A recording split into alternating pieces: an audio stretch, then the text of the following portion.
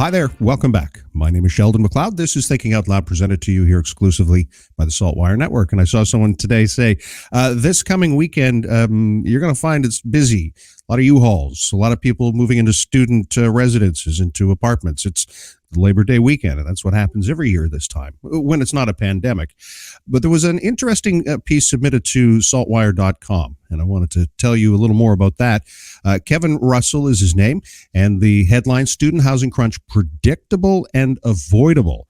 And it says politicians were warned a multi-year rent cap would force out small housing providers. And there's some more details, some more information here. And this guest opinion, as it's said, or as it's noted, is from Kevin Russell, Executive Director of the Investment Property Owners Association of Nova Scotia, which represents, as it says here, more than 45,000 residential housing units under management right across Nova Scotia. And Kevin Russell is joining the conversation. Kevin, it's good to see you again, sir. Yeah, Sheldon, great to be here, and thanks for having me on. When you say this was something that you and others foresaw, that you saw it coming, tell me what you were saying about this more than a year ago. Well, Sheldon, we've been following the academic research on rent control for years, and all the research showed that it's not the magic elixir that will fix affordable housing, and what is really needed is increase in supply. And so wherever you go in around the world in rent control jurisdictions, the housing crisis have actually gotten worse, and affordability has gotten worse. And so, the solution is in supply. We actually had a contracted a independent economics research firm, Gardner Pinfold Consulting, to produce a report to show exactly what's going on in the local market, and everything that's in the report is starting to come out to play. I mean, it's unfortunate, but there is a growing problem.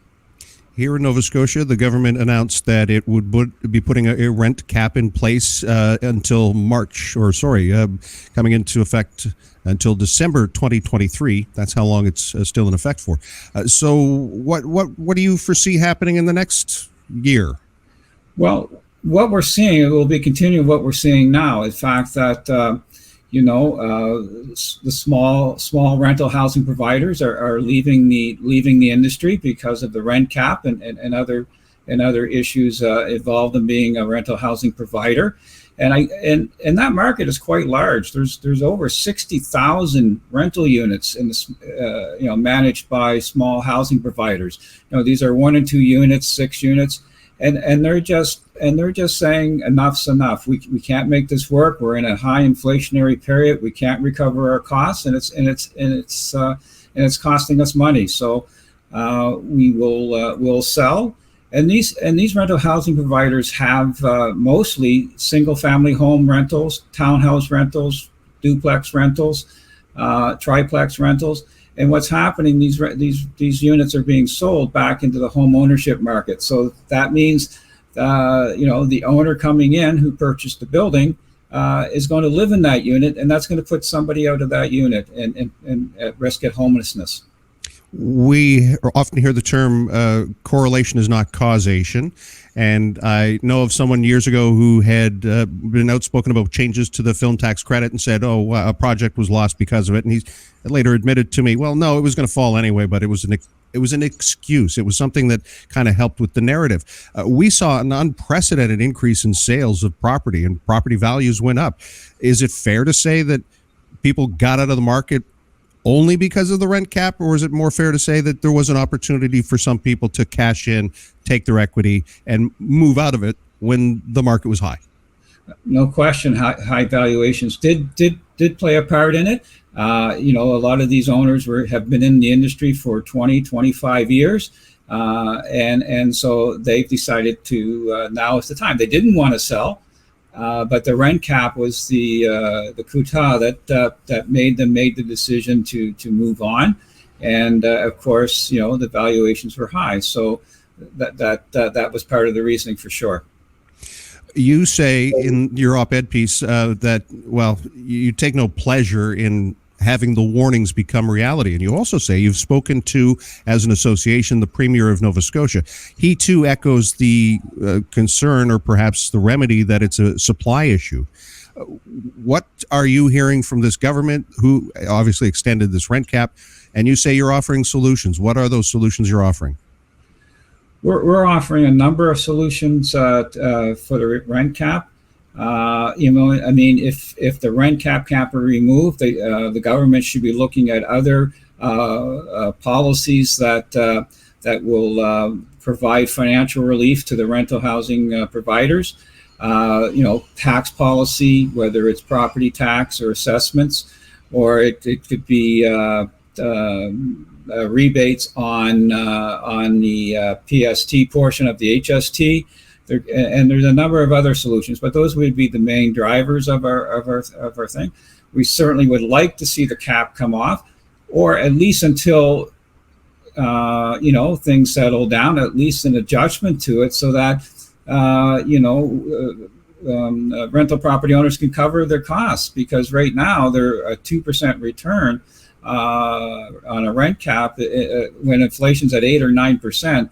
It's not rocket science. I mean, the math is compelling, and we've seen, increase in expenses because of inflation. I mean, energy prices have doubled, insurance prices are skyrocketing. And again, property tax is probably one of the biggest drivers of costs. I'm curious as to, I can hold empathy for people who have had properties and they're a landlord, and, obviously all of these costs are affecting their bottom line.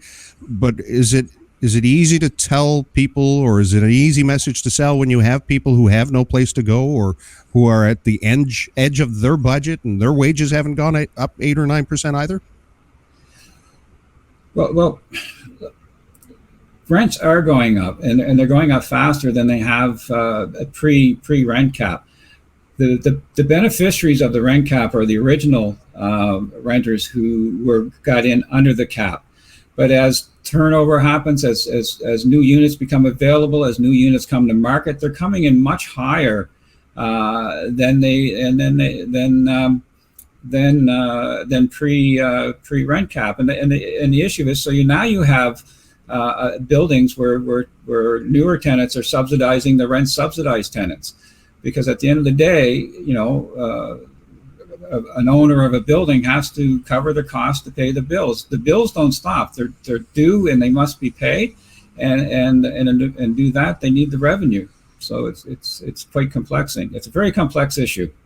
No, and I understand that. I'm just, clearly this is a tough time to talk about tough things and difficult situations. And a lot of people are finding it tough right now, including not just the people who are renting, but obviously the people who have those apartments and buildings.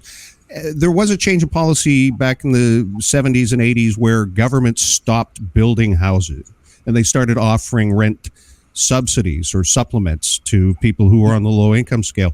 Where does public housing fit within, this conversation? What does the Investment Properties Owner Association feel about perhaps more people building affordable housing and taking some of that profit out to keep that going? I'm just curious where that fits within your mandate and the association's mandate.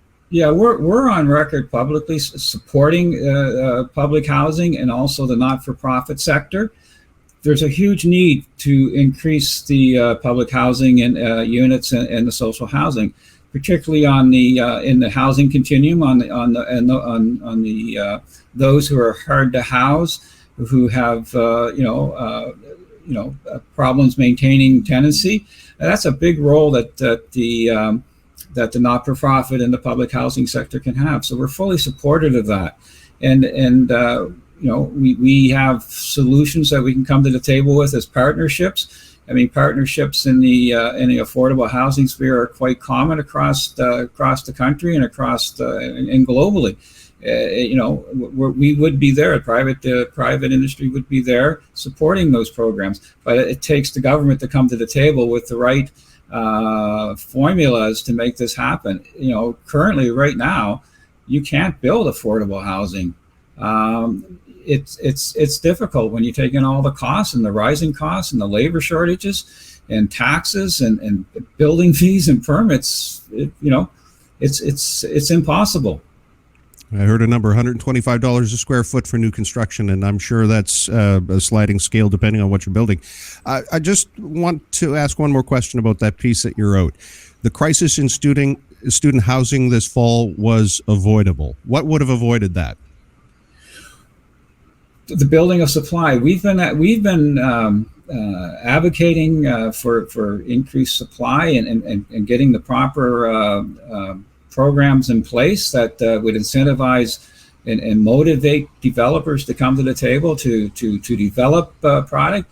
This problem has been well known for years, upwards of 20 years, and we're not the only ones who've pointed out that there's a shortage of housing. So the not-for-profit sector was saying the same thing. We are both in agreement on this, that supply had to increase and the affordable supply had to increase, but that would take a major initiative by the government.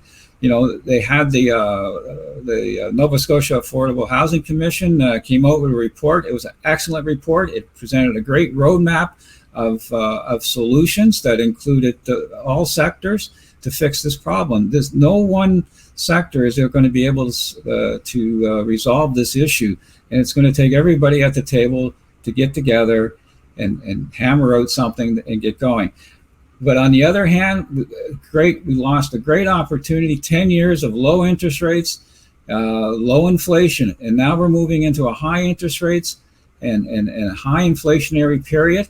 And I can tell you, there's a lot of projects that are being put on hold until there's more clarity as to where the direction of the economy is going and the bank interest rates and everything. So we're in a difficult time, and we have, again, 10 years of lost time to build units at an affordable price. Kevin Russell is Executive Director of Investment Property Owners Association of Nova Scotia. He's been a voice of residential rental property owners since 1978. Kevin, thank you so much for that. Sheldon, it's been a pleasure, and be happy to be on again anytime. Thanks.